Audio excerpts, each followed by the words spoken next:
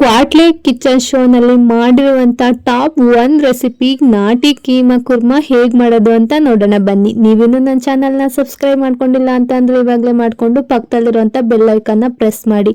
ನಾನು ಯಾವುದೇ ತರ ವಿಡಿಯೋಸ್ ಅಪ್ಲೋಡ್ ಮಾಡಿದ್ರು ನಿಮ್ಗೆ ಮೊದಲು ಸಿಗುತ್ತೆ. ಮೊದಲಿಗೆ ಮಸಾಲೆನ ರುಬ್ಕೋಬೇಕಾಗುತ್ತೆ. ಮಸಾಲೆ ರುಬ್ಬೋದಕ್ಕೆ 1 ಹಿಡಿ ಕೊತ್ತಂಬರಿ ಸೊಪ್ಪು, 2 ಈರುಳ್ಳಿ, ಬೆಳ್ಳುಳ್ಳಿ, ಶುಂಠಿ, 3 ಹಸಿಮೆಣಸಿನಕಾಯಿ, 1 ಟೊಮೊಟೊ, 1 ಗೆಡ್ಡೆ ಸುಲಿದಿರುವಂತ ಬೆಳ್ಳುಳ್ಳಿ, ಹಸಿ ಶುಂಠಿ 2 ಇಂಚು, ಚಕ್ಕೆ, ಲವಂಗ, 3 ಟೇಬಲ್ ಸ್ಪೂನ್ ಆಗುವಷ್ಟು ಖಾರದ ಪುಡಿ, ಧನಿಯಾ ಪುಡಿ ಹಾಕೊಂಡ್ಬಿಟ್ಟು ಪೇಸ್ಟ್ ಮಾಡ್ಕೋಬೇಕಾಗತ್ತೆ. ಇಲ್ಲಿ ನೋಡಿ ಬೋನ್ಲೆಸ್ ಚಿಕನ್ ನಾನು ರುಬ್ಕೊಂಡಿದ್ದೀನಿ. 50 ಗ್ರಾಮ್ ಆಗುವಷ್ಟು ಅಷ್ಟೇ ನಾನು ತಗೊಂಡಿರೋದು. ನಾನು 10-12 ಉಂಡೆ ಆಗೋಷ್ಟು ಚಿಕನ್ನ ರುಬ್ಕೊಂಡಿದ್ದೀನಿ. ನೀವೇನಾದ್ರೂ ಜಾಸ್ತಿ ಉಂಡೆ ಮಾಡೋದಾದ್ರೆ ಸ್ವಲ್ಪ ಚಿಕನ್ನ ಜಾಸ್ತಿ ಹಾಕೊಳ್ಳಿ. 200 ಗ್ರಾಮ್ ಬೋನ್ಲೆಸ್ ಚಿಕನ್ನ ರುಬ್ಕೊಂಡ್ರೆ 40-45 ಉಂಡೆ ಆಗುತ್ತೆ. ನಾನು ತಗೊಂಡಿರೋದು 50 ಗ್ರಾಮ್ ಚಿಕನ್ನು, ಅದಕ್ಕೆ 10-12 ಆಗ್ಬೋದು ಅಷ್ಟೇ. ಇವಾಗ 4 ಟೇಬಲ್ ಸ್ಪೂನ್ ಆಗುವಷ್ಟು ನಾವು ರುಬ್ಕೊಂಡಿದ್ವಲ್ಲ ಆ ಪೇಸ್ಟನ್ನು ಹಾಕೋತಾ ಇದ್ದೀನಿ. ಹಾಗೇನೆ 4 ಟೇಬಲ್ ಸ್ಪೂನ್ ಆಗುವಷ್ಟು ಕಡಲೆ ಹಿಟ್ಟನ್ನು ಹಾಕೋತಾ ಇದ್ದೀನಿ. ರುಚಿಗೆ ತಕ್ಕಷ್ಟು ಉಪ್ಪು ಹಾಕೋಬಿಟ್ಟು ಚೆನ್ನಾಗಿ ಕಲಿಸ್ಕೋಬೇಕಾಗತ್ತೆ. ಕಲಿಸ್ಕೊಳ್ಳೋದಿಕ್ಕೆ ಯಾವುದೇ ತರ ನೀರ್ ಹಾಕೋಬೇಡಿ, ಅದೇ ಕರೆಕ್ಟ್ ಆಗುತ್ತೆ, ಕರೆಕ್ಟ್ ಟೆಕ್ಸ್ಚರ್ ಬರುತ್ತೆ. ನಾವು ನೀರ್ ಹಾಕೊಳ್ಳೋದೇ ಬೇಕಾಗಿಲ್ಲ. ಚಿಕನ್ ಅಲ್ಲೂ ಸಹ ನೀರಿರುತ್ತೆ, ನಾವು ಹಾಕೋ ಪೇಸ್ಟ್ ಅಲ್ಲೂ ನೀರಿರುತ್ತೆ, ಅದೇ ಸಾಕಾಗುತ್ತೆ. ನೋಡಿ ಈ ಕನ್ಸಿಸ್ಟೆನ್ಸಿಲ್ ಬರಬೇಕು. ಮೆತ್ತಗೂ ಇರಬಾರ್ದು, ಜಾಸ್ತಿ ಚಪಾತಿ ಹಿಟ್ಟು ಕಲಿಸ್ತೀವಲ್ಲ ಆ ತರನು ಇರಬಾರ್ದು, ತೆಳ್ಳಗೆ ಸಾಫ್ಟ್ ಆಗಿರ್ಬೇಕು. ನೋಡಿ ನಾನು ಮುಟ್ಟಿದ ತಕ್ಷಣ ಒಳಕ್ ಹೋಗ್ತೈತೆ, ಆ ರೀತಿ ಚಿಕನ್ನ ನೀವು ಕಲಿಸ್ಕೋಬೇಕಾಗುತ್ತೆ. ಈ ರೀತಿ ಕಲಿಸ್ಕೊಂಡ್ರೆ ಜಾಸ್ತಿ ಗಟ್ಟಿನೂ ಆಗೋದಿಲ್ಲ, ಜಾಸ್ತಿ ತೆಳ್ಳಗಾಗ್ಬಿಟ್ಟು ಸಾರಲ್ಲೇ ಮಿಕ್ಸ್ ಆಗೋದು ಇಲ್ಲ, ತುಂಬಾ ಚೆನ್ನಾಗಿ ಬರುತ್ತೆ. ನೋಡಿ ನಿಮ್ಗೆ ಯಾವ ಗಾತ್ರಕ್ಕೆ ಉಂಡೆ ಬೇಕೋ ಆ ಗಾತ್ರಕ್ಕೆ ಇವಾಗ ಹಾಕೋಬಹುದು ನೀವು. ನೋಡಿ ನಾನು ಹಾಕೋತಾ ಇರೋದು ಮೀಡಿಯಂ ಸೈಜ್ ಅಲ್ಲಿ ಹಾಕೋತಾ ಇದ್ದೀನಿ. ನೀವು ಬೇಕಾದ್ರೆ ಇನ್ನೂ ದಪ್ಪ ಬೇಕು ಅಂದ್ರೆ ದಪ್ಪನು ಸಹ ಹಾಕೋಬಹುದು, ಸಣ್ಣನು ಸಹ ಹಾಕೋಬಹುದು. ನಾನು ಹಾಕೋತಾ ಇದೆಯಲ್ಲ ಮೀಡಿಯಂ ಸೈಜ್, ಅದೇ ರೀತಿ ಹಾಕೊಂಡ್ರೆ ಇದ್ರ ಡಬಲ್ ಸೈಜ್ ಆಗುತ್ತೆ ಸಾಂಬಾರ್ ಒಳಗೆ ಹಾಕಿದ್ಮೇಲೆ. ಅದಕ್ಕೆ ನಿಮ್ಗೆ ಯಾವ ಸೈಜಿಗೆ ಬೇಕೋ ಆ ಸೈಜಲ್ಲಿ ಹಾಕೊಂಡ್ರೆ ಸಾಕಾಗುತ್ತೆ. ನೋಡಿ ಇಷ್ಟು ಉಂಡೆ ಆಗಿದೆ. ಇವಾಗ ಸಾಂಬಾರ್ಗೆ ರೆಡಿ ಮಾಡೋಣ. ಗ್ಯಾಸ್ ಮೇಲೆ ಕುಕ್ಕರ್ನ ಇಟ್ಕೊಂಡಿದ್ದೀನಿ. ಕುಕ್ಕರ್ಗೆ 50 ಗ್ರಾಮ್ ಆಗೋಷ್ಟು ಎಣ್ಣೆ ಹಾಕೊಳ್ಳಿ. ಎಣ್ಣೆ ಕಾದಿದ್ದಾದ್ಮೇಲೆ ನಾವು ಉಂಡೆಗಳನ್ನ ಮಾಡ್ಕೊಂಡಿದ್ವಲ್ಲ ಇವಾಗ ಹಾಕೊಂಡು ರೋಸ್ಟ್ ಮಾಡ್ಕೋಬೇಕಾಗತ್ತೆ. 90% ಚೆನ್ನಾಗಿ ಬೇಯಿಸ್ಕೊಳ್ಳಿ, ತುಂಬಾ ಚೆನ್ನಾಗಿ ಬರುತ್ತೆ. ಕಬಾಬ್ ಸ್ಮೆಲ್ ಬರುತ್ತಲ್ಲ ಆ ರೀತಿ ಹೊಡಿತಾ ಇರುತ್ತೆ, ಸಖತ್ತಾಗಿರುತ್ತೆ ಮಾತ್ರ. ರೋಸ್ಟ್ ಮಾಡಿರೋ ಕೈಮಾ ಉಂಡೆನ ಇನ್ನು ಸಾಂಬಾರಲ್ಲಿ ತಿನ್ನೋಕಂತೂ ತುಂಬಾ ರುಚಿಯಾಗಿರುತ್ತೆ. ನಾನು ಇದನ್ನ 2ನೇ ಸಲ ಮಾಡ್ತಾ ಇರೋದು, ಸಖತ್ತಾಗಿ ಬಂದಿತ್ತು 1ನೇ ಸಲ, ಅದಕ್ಕೋಸ್ಕರ 2ನೇ ಸಲ ಮಾಡ್ಬಿಟ್ಟು ನಿಮ್ಗೂ ತೋರಿಸ್ತಾ ಇದ್ದೀನಿ. ತುಂಬಾ ರುಚಿಯಾಗಿ ಬರುತ್ತೆ, ಮಸ್ಟ್ ಟ್ರೈ ಅಂತಾನೆ ಹೇಳ್ಬೋದು. ಸಖತ್ತಾಗಿತ್ತು. ನೋಡಿ ಈ ರೀತಿ ಗೋಲ್ಡನ್ ಕಲರ್ ಬರಬೇಕು, ಅಲ್ಲಿವರೆಗೂ ಚೆನ್ನಾಗಿ ಫ್ರೈ ಮಾಡ್ಕೊಬಿಟ್ಟು ಸೈಡಿಗೆ ಎತ್ತಿಟ್ಕೊಳ್ಳಿ. ಇವಾಗ ಅದೇ ಎಣ್ಣೆ ಕಾದಿದ್ದಾದ್ಮೇಲೆ ಅರ್ಧ ಈರುಳ್ಳಿನ ಹೆಚ್ಚಿಬಿಟ್ಟು ಹಾಕೋತಾ ಇದ್ದೀನಿ. ಅದನ್ನ ಚೆನ್ನಾಗಿ ಫ್ರೈ ಮಾಡ್ಕೊಳ್ಳೋಣ. ಅದು ಕೂಡ ಚೆನ್ನಾಗಿ ಫ್ರೈ ಆಗಿದ್ದಾದ್ಮೇಲೆ ಅರ್ಧ ಟೊಮೊಟೊ ಹಾಕೋತಾ ಇದ್ದೀನಿ.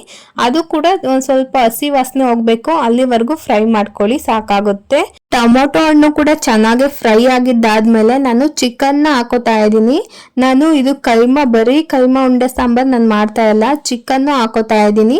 ನಿಮಗೆ ಬೇಕಾದ್ರೆ ಹಾಕೋಬಹುದು, ಇಲ್ಲಾಂದ್ರೆ ಸಪ್ರೇಟ್ ಆಗಿ ಕೈಮಾ ಉಂಡೆ ಸಾಂಬಾರ್ ಅಂತಾನೆ ಮಾಡ್ಕೋಬಹುದು.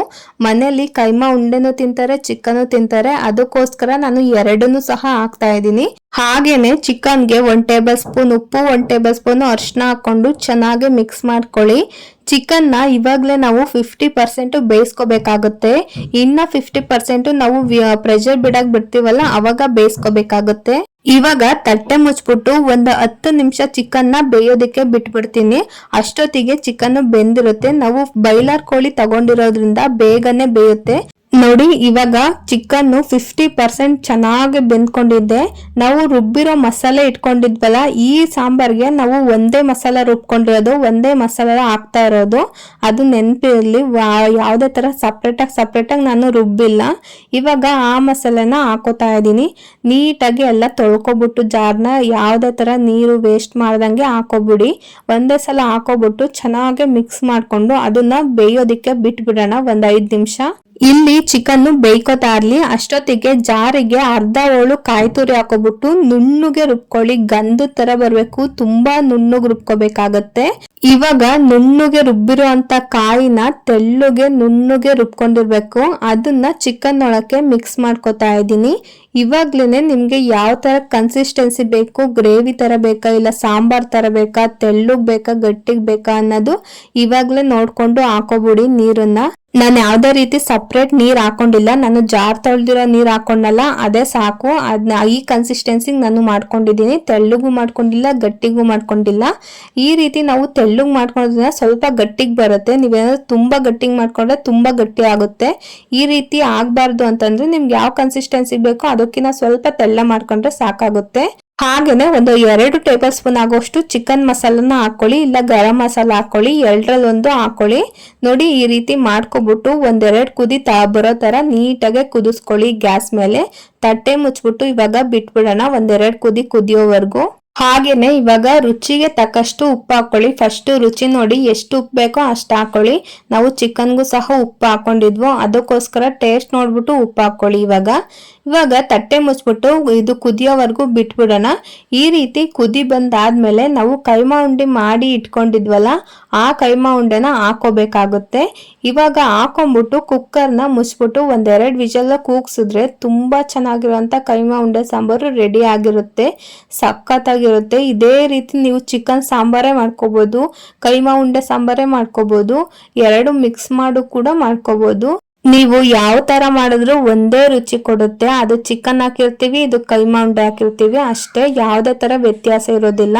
ರುಚಿ ಮಾತ್ರ ದಿಟ್ಟೋ ಹೀಗೆ ಇರುತ್ತೆ.